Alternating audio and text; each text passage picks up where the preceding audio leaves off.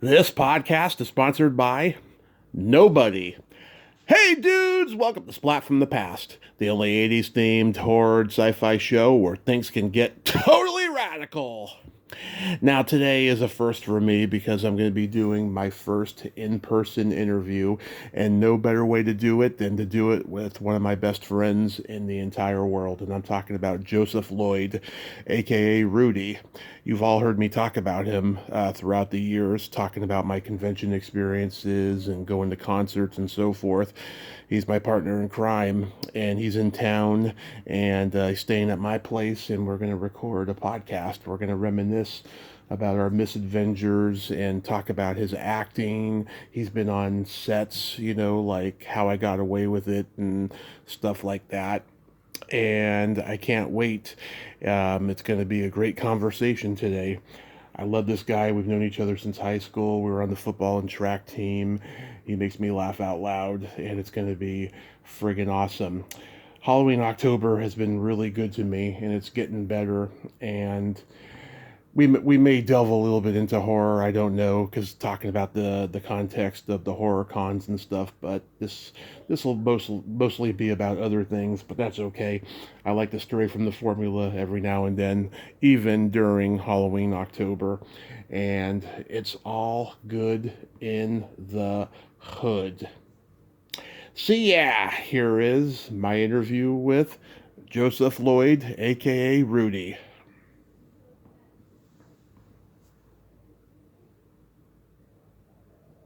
So, how much chips have you eaten today? Because you got like a stomach of iron, man. The last 24 hours, I've almost got a whole bag of tortilla chips down. Oh, Probably man. about 5 avocados. Man, that is just insanity, man. If you don't watch yourself, you're going to get problems like I have now. Yeah, it made for a good toilet spray earlier. So, this is my first in person interview. If you count the time you photographed me and Kelly Maroney at that horror festival, you know, that's like the only other one I've done, really. Okay. you know. And yeah, you and I have known each other since high school, doing football and track. We're survivors of the San Mateo High School football team because we both thought that once TJ Ewing came in, that we were going to have championship teams. And then it dwindled down to like 24 people on the roster. Like, Well, no. Your junior year with Moss, that's how it was. yeah. But with us, no, we had like almost 50 guys on the team. Some of Oh, them, okay. some of them left like midway through the season. Antoine got injured, Matt Marshall and Mike Arnold got hurt at the end of the season. Then there were guys like fucking Nursey who fucking had bad grades or whatever. Tim Mendoza barely even played. He went to like a week of practice and then quit the team, and I'll never understand that. I've known him since I was in second grade, and then shit like that. But like, yeah, man. I mean, going way back. I mean, you're primarily from Florida, right? That's where you grew up. Nah, I went there for elementary school due to the divorce. Yeah, So I was born in Santa Clara, El Camino Hospital. yeah. And then first grade or whatever, my mom moved me to Florida, and then I came back. I was back for after elementary school. I was back for Bowditch in San Mateo. Yeah, I knew that. I knew you But went I was to. born in the Bay Area, and then it was just, and then we lived in Los Prados. It Yeah. was Los Prados where my mom cheated on my dad with my stepdad. And then I don't know what happened. All of a sudden, I just remember, oh shit, I'm going to Florida. Yeah, because I remember your dad's from Menlo Park, right? Yeah. I remember that, but like, Yeah, and when my mom is from Iowa. My dad went to go. My it was just poor thing. Your mom's from Iowa. Poor thing. Yeah. Every girl I have ever known that was from Iowa was fucking wild, man. Every one of them. There's an actress who shall remain nameless. I had her on the podcast 2 years ago, right? And she told me she was from Iowa, and I was like, oh my god. I used to date this one bartender from Iowa, and I remember a month later when she had time, I could call her and I told her the story about dating her, and she's like, oh my god, that is so crazy. I went into graphic sexual detail. She didn't mind, but it was crazy. My Yeah. mom was a wild child out with like 9 siblings. The rest of Yeah. them did fine. Oh yeah, you have Rest, lots of siblings. yeah, did mostly fine. Most of them. My mom won, and the rest of them got. A lot of them went to college and did well. But yeah, my mom, she had a couple bumps in the road. Yeah. But I'm glad she got it together the last 5 or 6 years of her life. At least. Yeah, that was just so awful when you lost her, you know. But yeah, I mean, like, I knew that about you, that you spent a lot of time in Florida when you were a kid before coming back Yeah, to the Bay and I Area. go back every summer, just about every year. So. Yeah. Yeah, Yeah. but yeah, my brothers and sisters are there, nieces and nephews, and so. Yeah, and like, I didn't see you for 10 years after you graduated high school because you're a year older than me. And when I saw you at the reunion in 2010, I was coming off of a fucking year of depression after I lost my job at the Swing and Door, which was November of '09, and this was November of 10. And like, I had no glimmer of hope that year at all because my friend Derek Price died in a fucking motorcycle accident who I went to high school with. Um, I got mixed up with some shady people who, thank God, I got them out of my lives before things got even more fucking crazy and shit. At that time I was doing anything to get laid, and at that time I believed fucking too many people, and I was just depressed every fucking day, and my mom didn't even know like why and shit. She didn't know how to make me happy again. And she told me to get back into stand up. And I had just gotten back into stand up again when I just saw you because I took a year and a half off from it. I stopped in end of January of '09 and I went back to it in October of 10, and I can't say it completely worked, but it got me out of a little bit of a funk. But then by January, that's when I started hanging out with Dan again, and the fucking alcohol started. But when I saw you, man, you told me that you were acting, and I was like, I was thinking, really, you? Because you were, I never saw you do any theater. You were like a loner to me as much as I was. Even though we Yeah. weren't in the same circle. Yeah, I did a bunch of like community theater. I did a bunch of theater at the church that it was really cool. You should see some of the costumes, like the Roman costumes, and being Yeah. an angel up on a perch, like with a fog machine, like some really fun stuff. And then I just got involved with a casting company that got me some regular non-union work. I got to be in a featured extra in a movie and a DVD cover. I got to do that. I almost got away with it. That is cool. It's probably like my family gets to see me on TV whenever they want, and it was good. It was good improv, non-union Right. stuff. Yeah. That was just a lot of fun. I had good experiences. And yeah, one guy said, "You're having too much fun, man. Like, I don't know what you're talking about." This, Yeah. maybe you've had too much fun. I haven't had enough fun, but goddamn, this is great. Well, yeah, because there's actors who have said if you're having fun on set, that means this project is going to be really shitty. But if you're not having fun, this means this project is going to be really good. Cloris Yeah. Leachman said that about Young Frankenstein. She said it was a fight every day, and it's one of the funniest comedies ever made. You know. So yeah, I totally get that. So yeah, you're non-union. You and I have talked about about you getting into the union, and you qualify now, right? Heck if I know. I've been caregiving for family since like 2008. I worked at that Well, resort yeah. job, and then I just got lucky and was able to squeeze in some. This one casting company just happened to get me regular work for a few years, so Yeah. I haven't put forth the effort since. But I think you qualify because you have enough on your resume, right? Probably, maybe. I have to check. I got to get out of taking care of family and start doing fun shit for myself again. Yeah. But yeah, there's enough stuff. You'd think there'd be enough stuff between TV and the featured extra stuff. Yeah, of course, the fucking strike last year, which just, I really thought that podcasting was going to be done for me and a lot of people after that because lots of ridiculous things were happening. Actors were saying, if you want me to come on your podcast, pay me because I need to pay the bills and all this shit. And I'm like, fuck, dude, you know. I mean, even I've had a lot of people like Kathleen Kinmont, who's been on my podcast 6 times, say to me last week, pay me $450 if you want me to come back on. And I'm thinking, oh, this is a friendship now. So I'm like, sorry, Kathleen, I can only pay you in compliments. And she thought that was funny. And she's like, have a great day, Tommy. Fuck.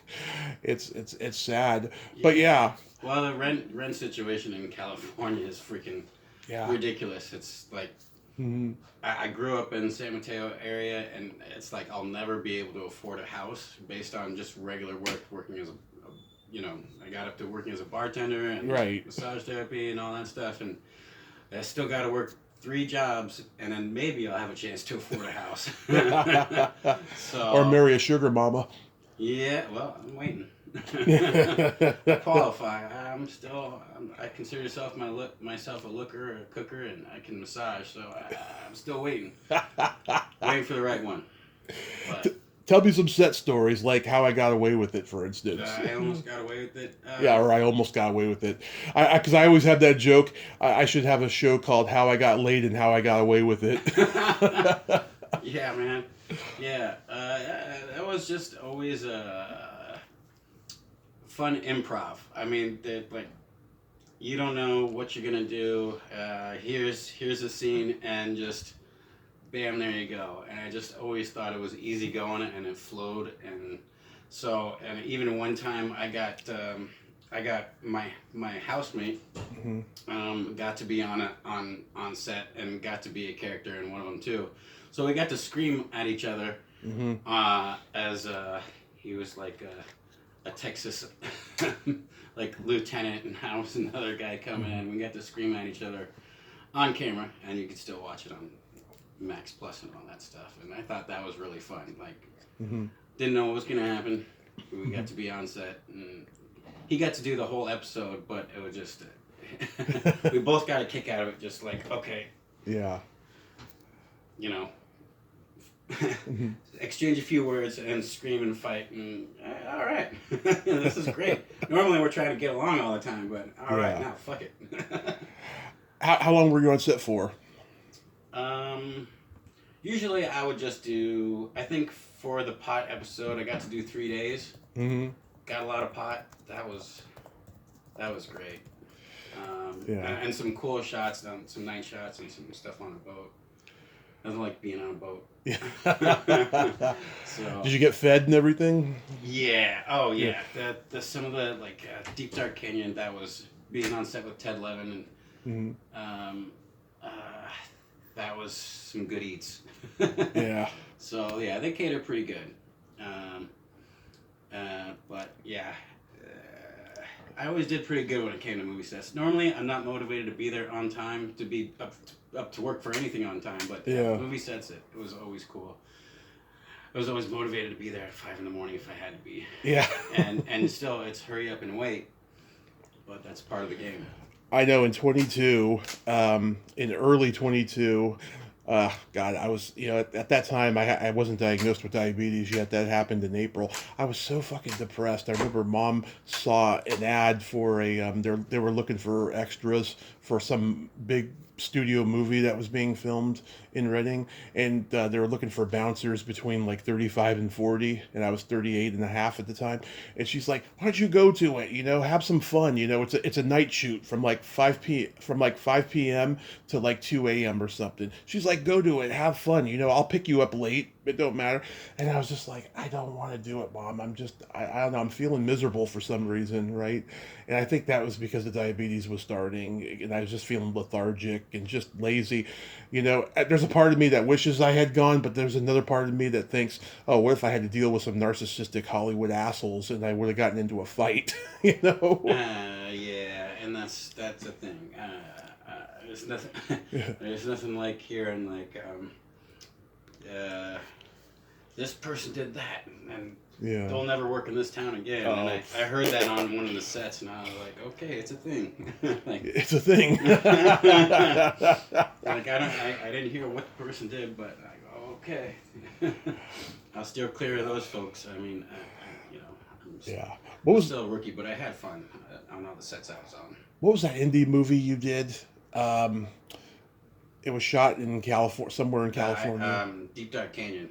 Deep Dark Canyon, yeah. Yeah, which is kind of like an independent kind of thing. Yeah. So I got to hang out with Nick Eversman and Spencer Treat Clark, I think, kid from Gladiator, and played catch with a baseball played baseball with him, like killing time, and walking by Ted Levin, and he makes a like a spooky like kind I of kind of sound. That's Like old school. I never realized that people were still playing baseball in between takes. They used to do that back in the day. they were actually the guys were like, oh, thank God you brought something. Nobody does anything. It's so boring sometimes. What the f, and like Nick spoke to me a little bit. Spencer didn't really say anything, but Nick was definitely like, oh, thank God. Yeah.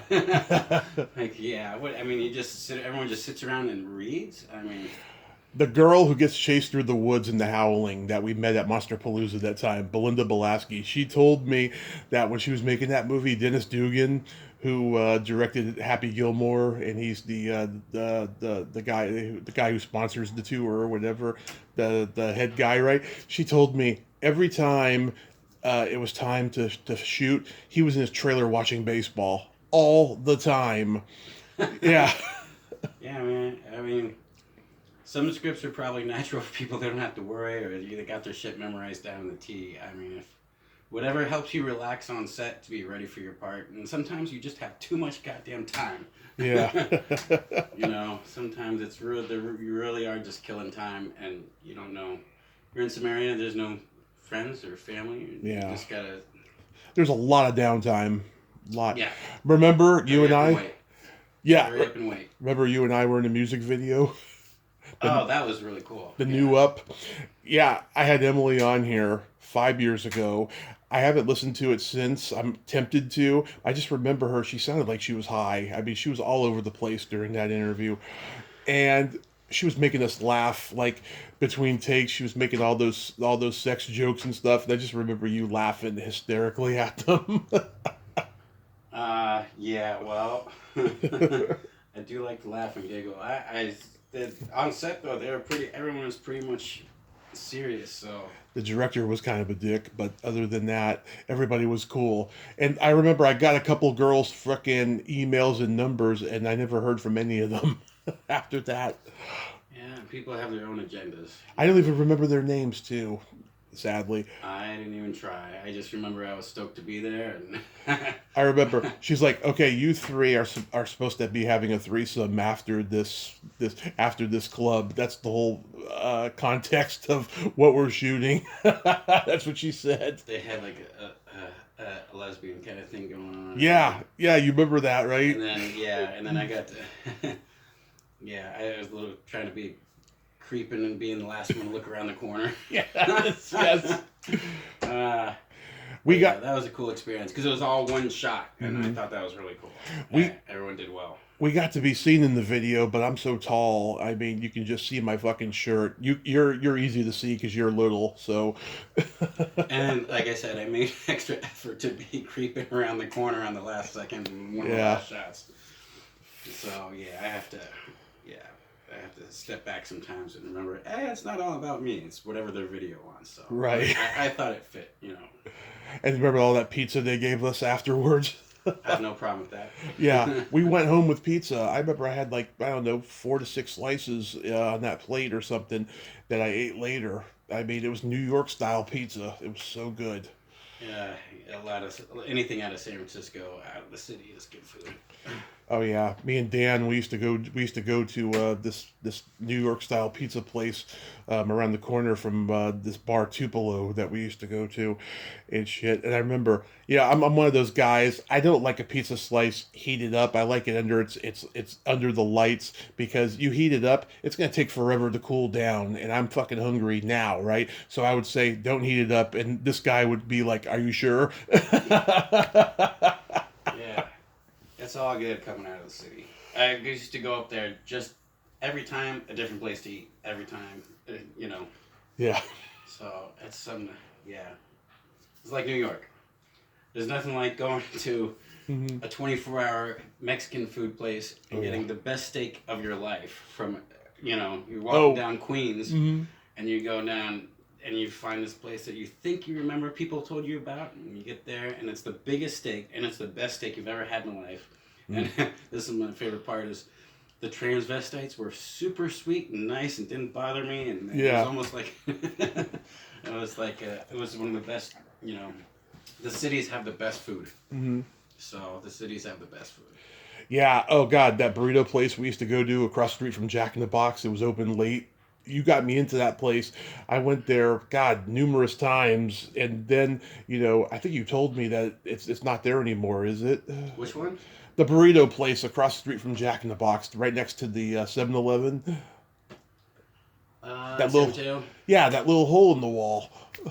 Oh man, they've closed down, and I know. plazas have closed down. The whole block closed down, right across the street there. The whole block. Are you fucking kidding me? But I know then, I know. then Guadalajara or no the other Guadalajara better be there still. Guadalajara is still there, and then the other taqueria That's in Lori Meadows though. El Gruyense. Oh yes. Well, They opened up a fresh one on Rawson Avenue.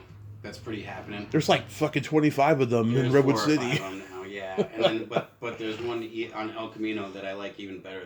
The pork. The pork is amazing. The pork. The pork. Give me the pork. Yeah. So when you're on these sets, right? I mean, have you been in stuff with like stars and then just get starstruck? Yeah, a little bit. Yeah, for God, I can't remember the name of it. It's like the guy that played the young Indiana Jones. Oh yes. And then I was on set with him, but it's like, oh man, there's other people around him. It's like Not River Phoenix, but no. oh yes, the 1990s series. Yes, I'm gonna look it up now. I know exactly who you're talking about. Yeah, I mean, and I don't know. I just kind of like for Spencer Treat Clark. I kind of Nick told me he just doesn't say much. Sean Patrick Flannery. Yeah, Sean Patrick Flannery. I interviewed his sister Kate a few years ago. He seemed like a really nice guy, but still, like, She's like, Tommy, I know you're gonna appreciate this. I have a best friend who's a dominatrix. I'm like, really?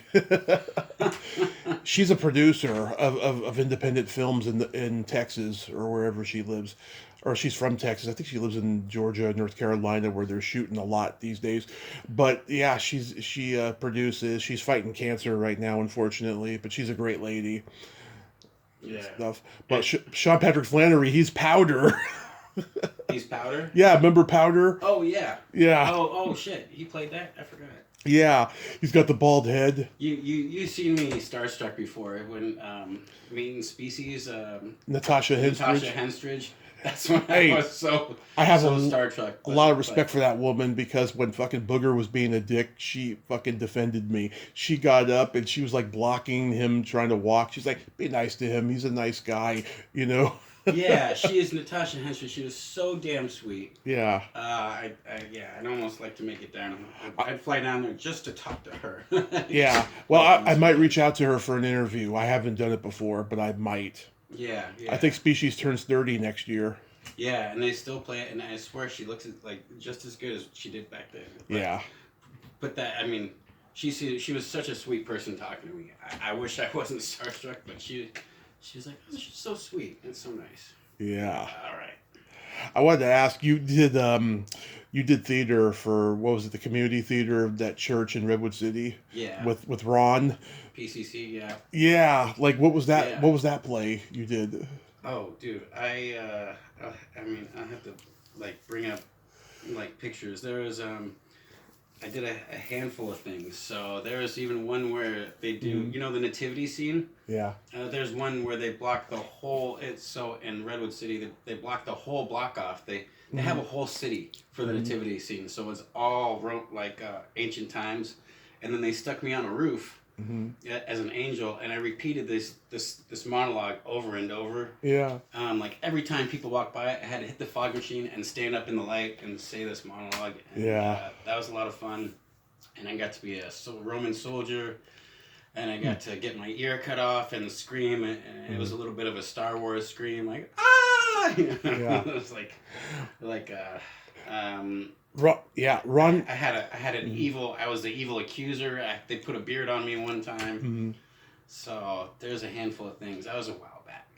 I think I told you about the Christmas That was a parade. good experience. So Yeah, yeah. I think I told you about the Christmas parade that church was doing, and Ron got me involved, and it was a bad experience because the woman who was organizing it kept talking down to me and telling me what to do and shit, and I remember firing back at her a little bit, and then next thing you know, she's got this smile on her face of fakeness and shit, and plus. I'm a year out of the hospital and I'm marching and just like it's not good on my leg, you know. And Ron was just trying to help. He was trying to get me involved in stuff, and I'm like, Ron, don't get me involved in anything anymore because it's awkward, you know. Yeah. These church people are so fake sometimes, you know. Well, that's like, yeah, especially if you're not 100% into the whole church scene. Yeah, it's a It's, clique like anything. but Yeah, I had really great experiences there. yeah. I mean, Um, occasionally you'll run into some good people. Occasionally, like during the summer of 2015, after I got out of the hospital, right, he got me involved in this church group. It ended up becoming very cult like, right? And thank God that he left for the Philippines to do that mission or whatever, wherever he went. He went somewhere away to do a mission at that time, right? Thank God for it because like I was getting sucked in and I caught it once they came to see me do stand up and they were offended by the things I was saying, which they never like confronted me on, but I could tell by the fact that they weren't laughing that like I'm persona non grata in their group. yeah, here's one costume. There's Roman, and then I had the Everybody, angel. he's wearing a Viking hat. That's Roman, and then I Yeah, got the angel. that's cool. I got that, That is cool. and then What year was that? God, here's another one. They cut my ear off on that one. That's 20. That says 2018, but I don't think that's accurate. That should have been Lawrence of Arabia. It was basically like Jesus being crucified times and all that stuff. Hmm. And then I thought, but the my pastor, he runs a Brave Maker, which is Hmm. like a non-profit film fest kind of thing. Oh, you told me about those guys. Yeah, and Yeah. so he got that was one of the best experiences. I got to be in the July 4th parade as Joker. Yeah, I remember that. Yeah, I I got to remember be that. Senator Josh Baker. Like, hey, let me take a picture with you? Like, Yeah, I remember that picture. I was like, what the hell is that? yeah, and it looks like I'm flipping the camera off, which is not true. That's not what I was going for. Yeah, man, we've been on so many adventures together. You know, my very first convention was your first convention. You Yeah.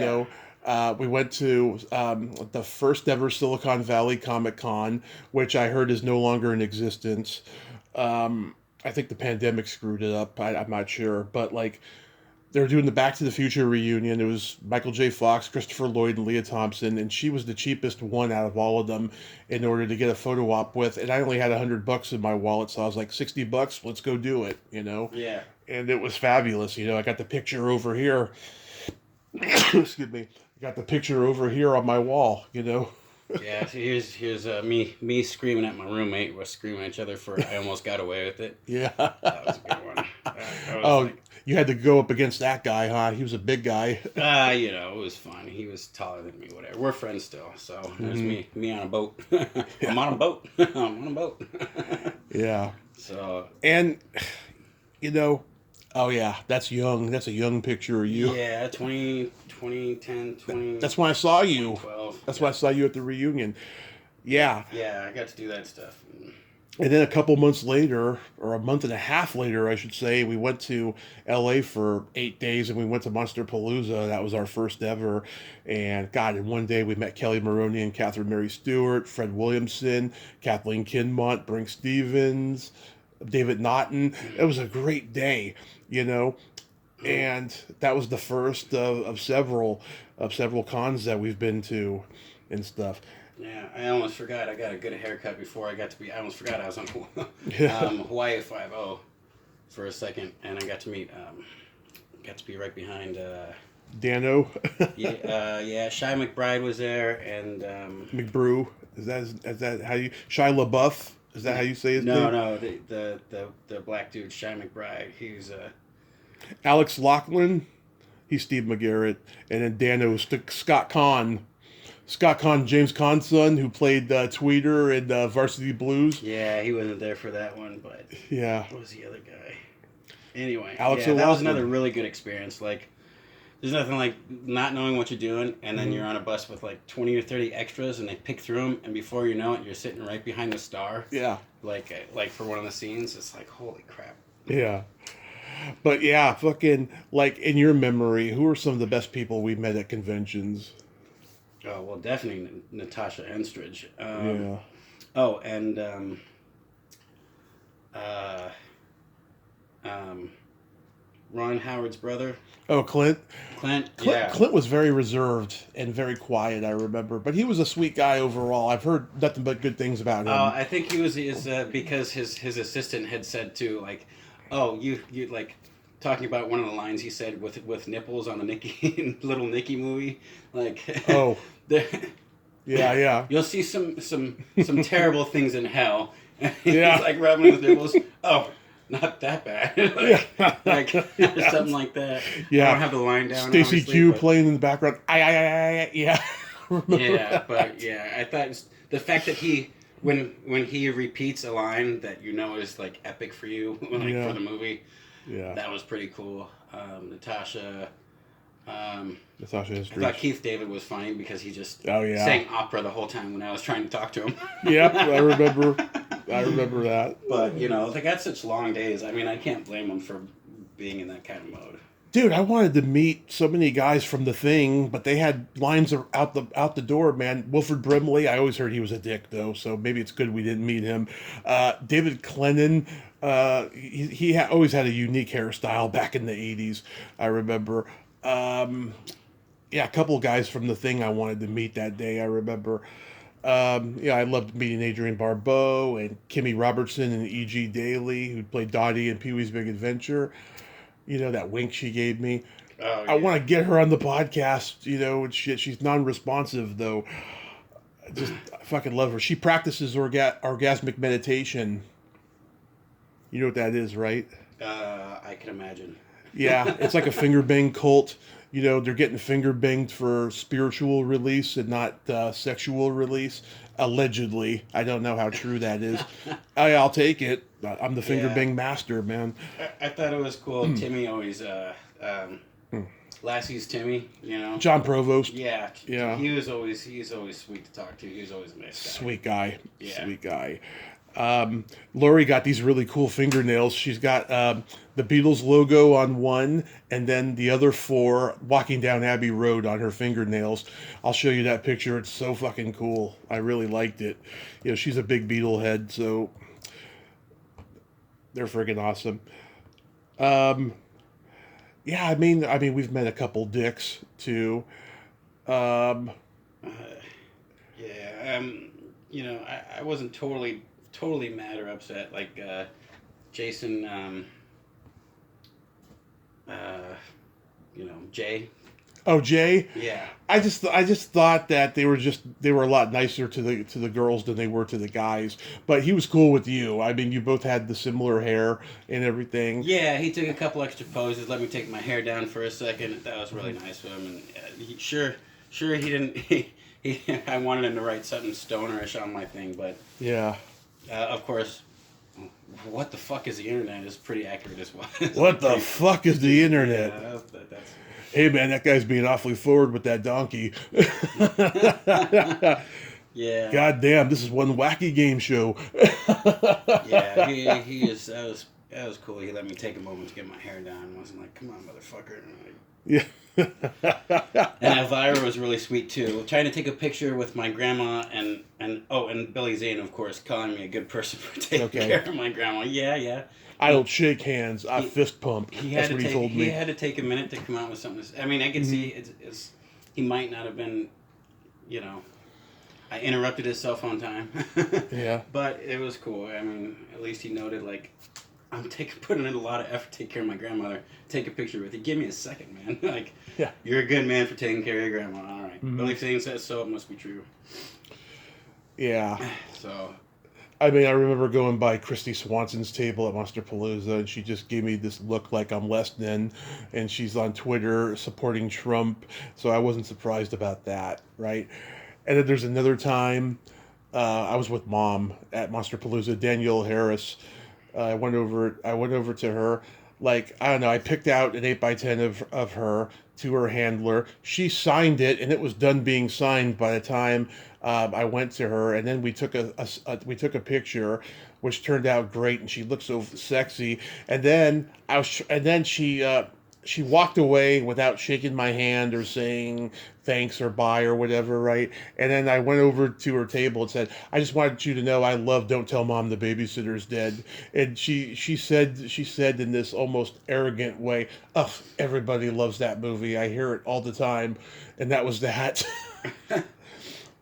Yeah, and I listened to her podcast. Her and Scout Taylor Compton have a podcast where they talk about their sex lives and they talk about the fans and shit and stuff. I mean, they talk hardcore about their sex lives, like squirting, And Danielle likes to watch, other couples. I'm like, I love to watch other couples, And we're both Geminis. She's June 1st. I'm June 6th.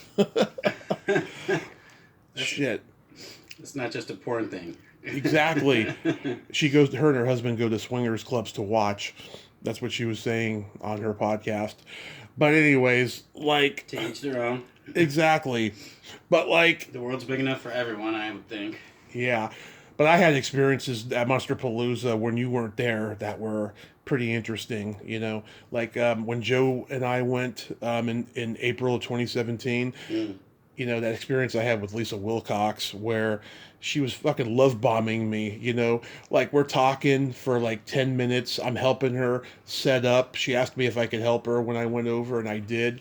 And then like I'm telling her I'm a comedian. I'm telling her these jokes that are not politically correct and she's laughing and stuff. And then Joanne Willett, who I had been to her table before, she takes a picture of us.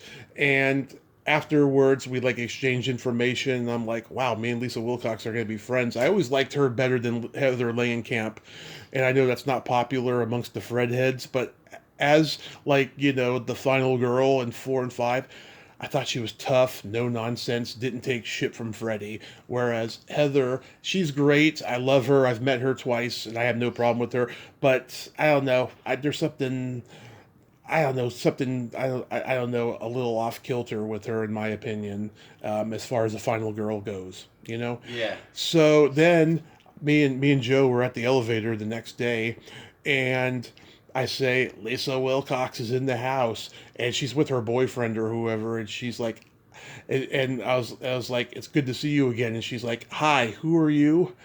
And Oh, shit. it was so fucking embarrassing. And Joe was a little drunk, and shit. He didn't say anything, but he just like was giving me shit after they left and everything.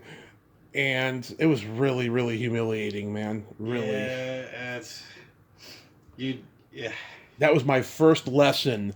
That was my very first lesson in that I had nothing but good experiences that first year of conventions, right? This is in 17. 16 is when it started. I had nothing but good experiences. And then I had that one, but I gave her the benefit of the doubt, thinking that she didn't want to make her boyfriend jealous or something. Then I'm finding out from other people over the years, no, she's like that a lot.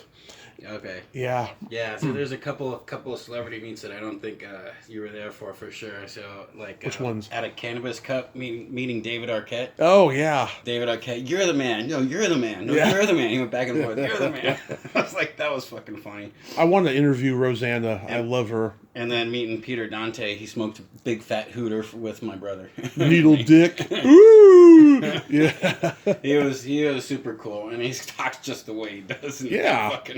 And all those Adam Sandler movies. You know how the stonerish, Pineapple Express-ish. Yeah, you know how Sandler met him and the big lug guy in the wedding, the water boy. You know how they met? They were bouncers at the Improv when Sandler used to perform there, and they wanted to get into the industry. And once Sandler made it, he made them famous. He put them in his movies. That's very hard. That's very hard and very rare to do nowadays. Yeah. You know? I can imagine. Yeah, it's like Yeah. I know I think I Spade. said something about it. He's like, it's not so. It's not so easy, man. I know David Spade, right? David Spade, when he made Joe Dirt, he had a personal assistant for years that he met on, I think he met him on Tommy Boy or something, that was trying to make it in the business, who could not get like past an audition or even an audition, right? He's showing me pictures while we talk, and The PCC life. and this guy like showed his true colors when he was just like using this, kind of, I don't know what you call it, where he was just like, oh, we're not really friends if you won't put me in Joe Dirt, and he's like, I'm sorry, but Nealon's got the role, right? And then he's like in the editing room with him, and he's saying, oh God, Nealon is terrible in this. I'm the better of the guy. The guy ended up coming into Spade's fucking house and then tried to fucking kill him, and then he got a restraining order on him. Did you ever hear that story? Oh. Oh yeah, it's been out there for years, man. That's been out there for years. Spade's like, I'm not Sandler. I'm not going to discover people because I'm too trusting of people. Oh yeah, yeah. I mean, you have one of those experiences. Yeah, it's like, well, shit. Yeah. There goes that. But you and I, we've gone to the Comedy Store a bunch of times. We saw Leslie Jones that one night. That was always the best times, is going to the Comedy Store. Oh, and meeting like Schneider and stuff. Yeah. Or, Before he went crazy. he went crazy? Oh yeah. He's causing a lot of controversy. He's like supporting Trump and like talking shit about people, and just, it's weird. Oh wow, yeah. I've been trapped in grandma life the last 5 years, taking care I know. grandma. I have no idea what's going on. But Leslie Jones, though, man, she was not scheduled to be there that night. It was a pop-in, and she fucking annihilated it. And I thought she was going to come over to us and use us as crowd work because we were so close to the stage. She was looking, I swear to God, she was looking right at me, talking whatever she was talking. I don't remember. I know she was on point. She was funny. Yeah. I wasn't offended. I thought it was amazing. Yeah. And I never had any bad time at the Comedy Store. Every time everyone was always so hilarious. I always recommend going to the Comedy Store. Yeah. If you go to LA. Yeah, like fucking, I remember we saw Mark Maron in the main room the last time we were there in 2019. We were in the main room for the first time ever. I remember we got there late. We had like parking issues and what have you. We had just left Barbara Crampton screening, I remember.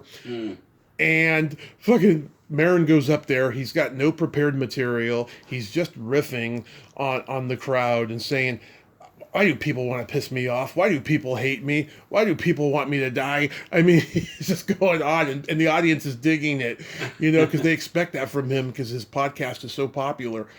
And I just loved it. And my friend Joy, who has been on this podcast 7 or 8 times now since 2019, I met her for the first time in person that night, and I haven't seen her since, obviously, because we haven't been back to LA since then. But she was so happy to see me. She told me after the next time we did a podcast, she said, "You are so handsome in person." I'm like, "Thank you." I'm like, "You're cute in person." She's got these adorable eyes, and she wears glasses. But I'm trying to remember, was she wearing her glasses that night? I can't remember, but she looked cute, I have to say. I wish her husband was a cuck. Her husband likes me. We communicate on social media. He's not easily offended. She's a comic too, so he's a great guy. Yeah, I got lucky getting a job at the restaurant, and they had amazing jazz musicians there. So I've been having fun keeping in touch with jazz musicians like Tony Lindsay. Trying to see that guy live, and he's like the singer for Santana. Now, when you say jazz, he got to do he did the national anthem for a 49ers game recently. I think, or for one of the playoff games, anyway. Some of those musicians are really sweet to talk to, also. Yeah, and What kind of jazz though? Because there's Dixie, New Orleans jazz. There's just straight up jazz. I don't have any idea. I'm just having. There's jazz fusion. I'm remembering that there's music along with other shit in life, and I've got to get out there and enjoy. Which became popular. The guys who were in the British Invasion doing pop, a lot of them became progressive rock musicians with jazz undertones. Everybody from like Steve Winwood in the Spencer Davis group. He had Traffic. Manfred Mann became a lot more jazzy and progressive rock. You know. I wasn't really into jazz before, but it turns out there's a few that I really enjoy. Oh, I gotta bring this up. Do you remember when we saw Joe Rogan at the Ice House? We go there on a Friday night. We go to the wrong show thinking he's going to be the headliner. Instead, we're watching an amateur show, and we didn't even know it. So we complained to the to the manager or whoever. And remember, she was so cool. She was so apologetic. She's like, "Come in tomorrow for free. You get free drinks. See the show." And yeah, that's like, right. Yeah. I forgot about that shit. And I remember Rogan said something I never forgot. And if he said this now, he'd be canceled. He's like, I got a wife and 3 daughters. I can beat all of them up. And we were laughing so hard. Say it ain't so, Joe. Yeah, we were laughing so hard. He was looking in our direction, and he had this look on his face like, "Can I talk now?" Remember that? I remember it.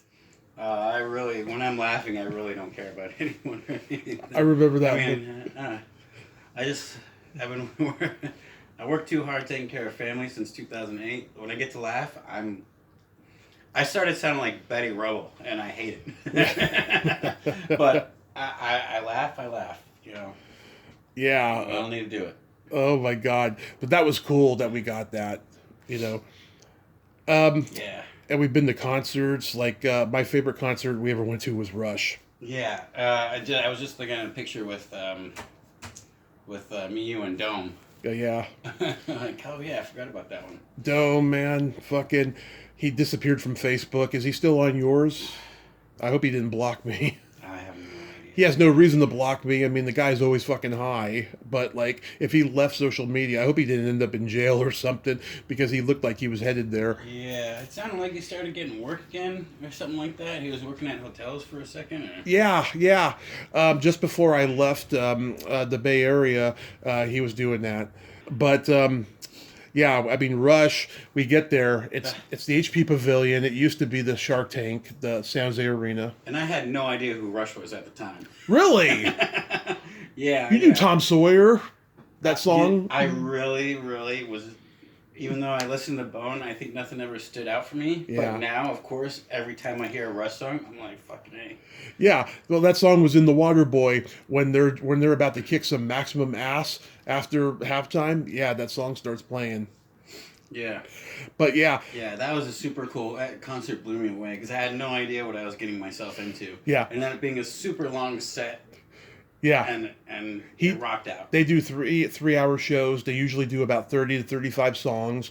You know, they've done that, you know, they did that in the last 30 years, because before, you know, they would be a little bit more picky, but then, you know, then once the 2000 or the mid 90s came, they're like, let's do fucking almost all our albums, because our fans love us, you know, they support us, let's do it. Before, they would just be more selective. They were doing long shows in the last 30 years. And then when we're there, there's laundry machines on stage, remember, with the spinning around? Mm-hmm. And there's these big old screens. We see Jerry Stiller wearing a wig like he's Heidi, and he's like, "Don't call me Heidi!" And then we see Eugene Levy bring him out after the intermission. I had no idea that's who that was. Oh, yeah.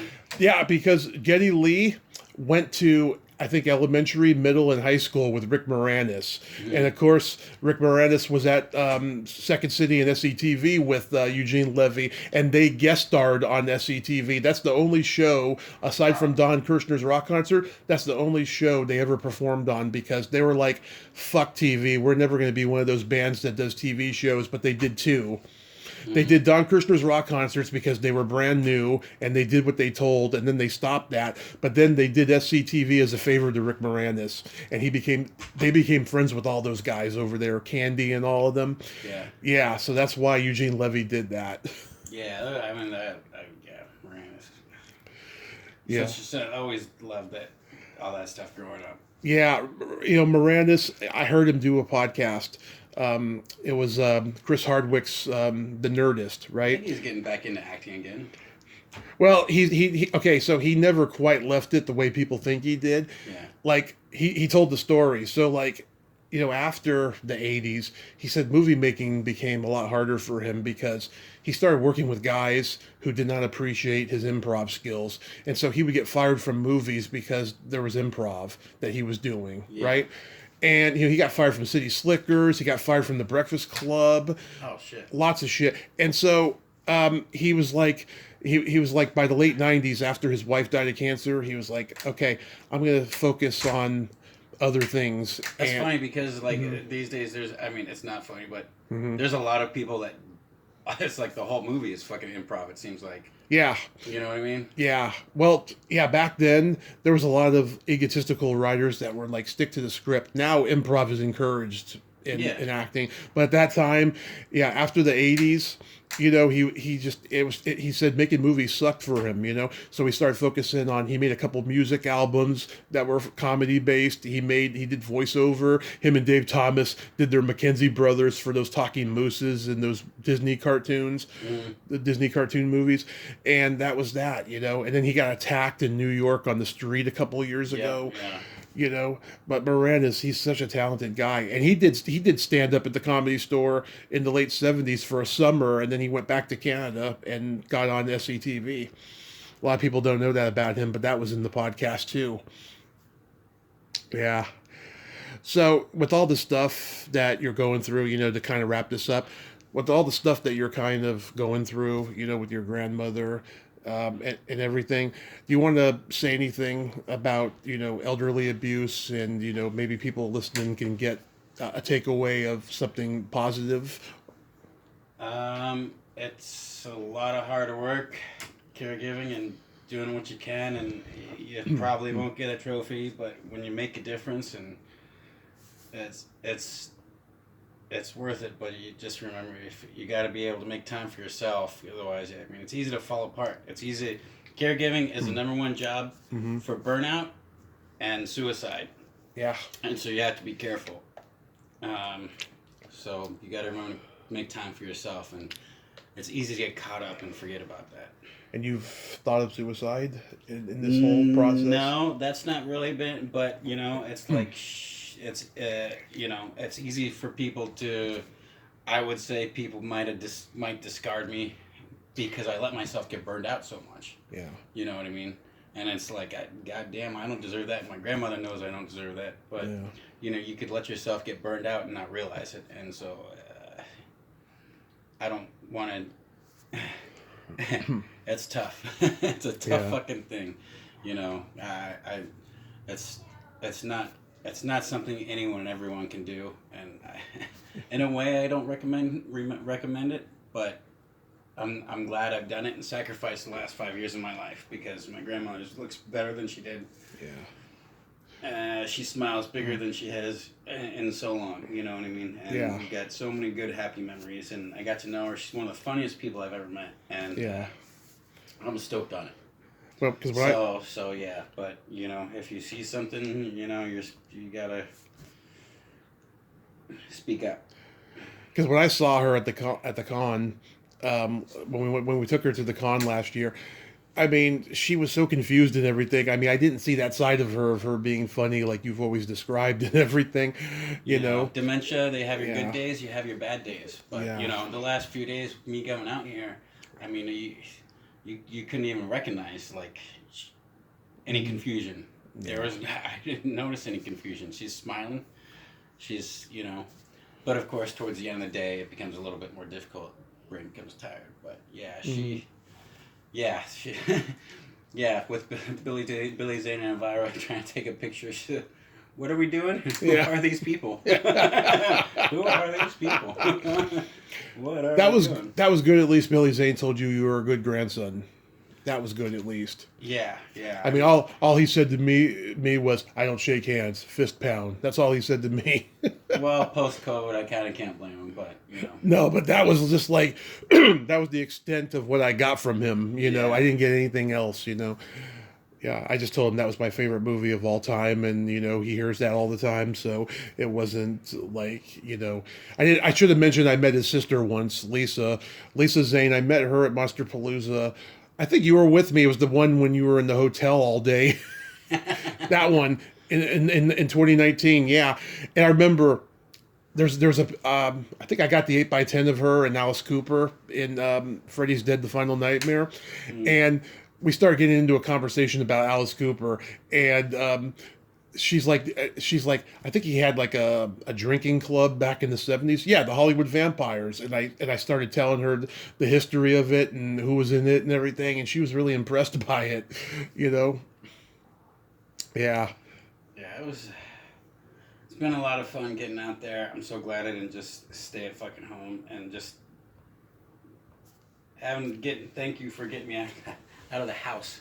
Always, man. And to enjoy life and whatnot. And always, man. It's easy to get caught up taking care of family, but goddamn, you gotta get out of the house and have fun yourself. You've been so good to me, even in your moments when you're going through shit. You've always been good to me, and this last 14 years that you and I have become better friends and hung out and everything. It's been just a godsend and a miracle. And I'm sure a lot of the guys that we played football with back in the day are saying, "What the fuck? TJ and Rudy are hanging out? Like, what the fuck is with that shit?" Yeah. But fuck them. Who cares?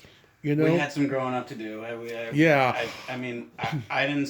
I think we were both on the quieter side back then. Yeah. We both kind of kept to ourselves to a certain point. Yeah. Takes a few years after high school before you're like, what am I going to do? I just remember back then you had short hair. It was always like buzzed and spiky and everything. Yeah, and now I'm turning into a douchebag bartender. I'm trying to anyway. Fucking, that's great. All right, well, I think that's a great way to end. Thanks for coming on, buddy. Thank you very much, Tommy. Yeah, absolutely. Absolutely. My pleasure. Later, dudes.